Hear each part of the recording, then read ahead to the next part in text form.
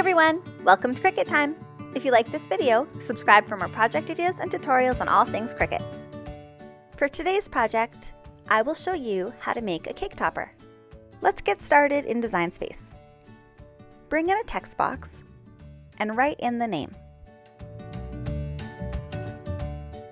I'll just change the font. Today I'm using KG True Colors, which I downloaded onto font.com.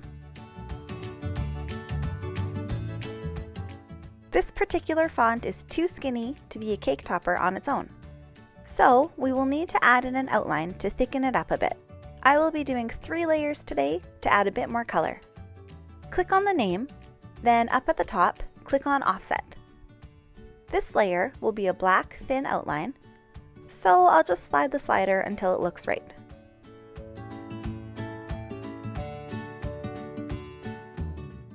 Now I need to add another outline. This one will be the cardstock that makes the stability, so this one needs to be thicker.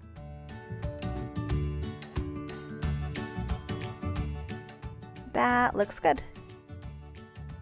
I'll just click on each layer now and change the color so we can see what it's going to look like.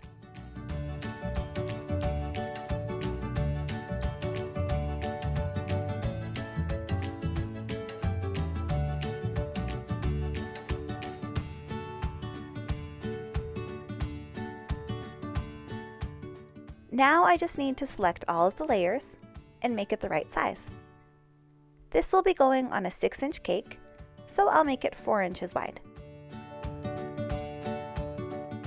This looks good, and now I can click on Make It.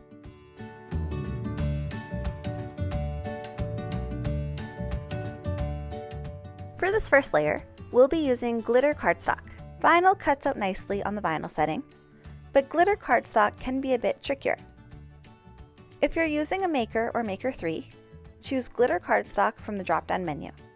If you're using one of the machines from the Explore lineup, you will likely need to turn your dial to a bit more pressure than cardstock. I'm using the Maker 3 today, and I can adjust the pressure settings here. For glitter, I always choose more pressure because if I don't, it usually doesn't cut all the way through. Everything is ready to go in Design Space, so now I can get the materials ready. I'll just cut them all out to size, cutting each one slightly larger than what I need. Stick them all down on green mats and use a brayer to stick them down smoothly. Pop them into your Cricut and it will cut them out.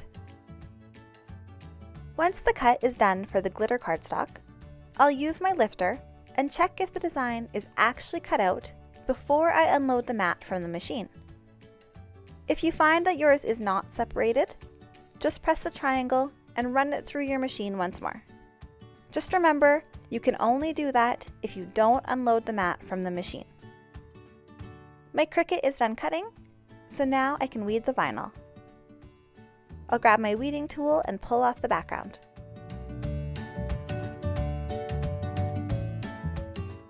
These are ready, so now I can flip my mat over and pull the mat away from the vinyl to get them off.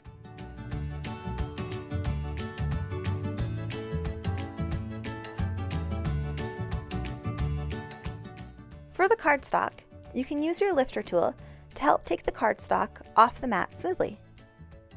I'll use it now to pull off the background, and then flip the mat over and pull the mat away from the cardstock. I'm using my lifter here to keep the cardstock smooth without any folds or bends. Everything is off. Now I just have to assemble it. For the vinyl, I just need to stick down a piece of transfer tape, flip it over, and then pull off the backing. Let's start with the vinyl. To help line it up, you can grab a piece of parchment paper and cover up the black layer, leaving just a little bit of the top showing. Now I can take the pink layer and rest it on the parchment paper. I'll position it so there's a little bit sticking out of the top, just like I did with the black. The vinyl will come off of the parchment paper really easy, and I can see through it, so I can move it around and get it into position. The trick here is just making sure that that little bit of vinyl that's sticking out of the top doesn't touch down until you're ready. Once you are happy with the placement, that's when you push the top down.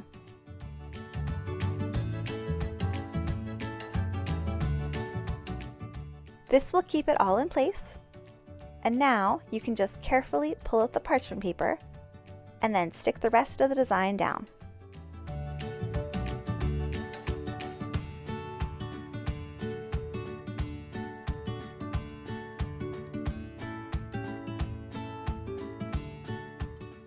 Repeat the same process to stick the top 2 layers down onto the bottom one.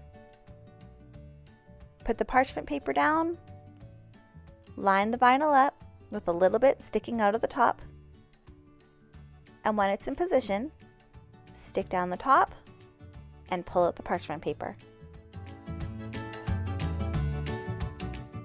Use your scraper to stick down the vinyl,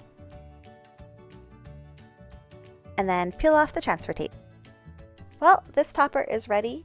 The only thing I need to do is glue on some straws or cake pop sticks to the back, and it's ready to go.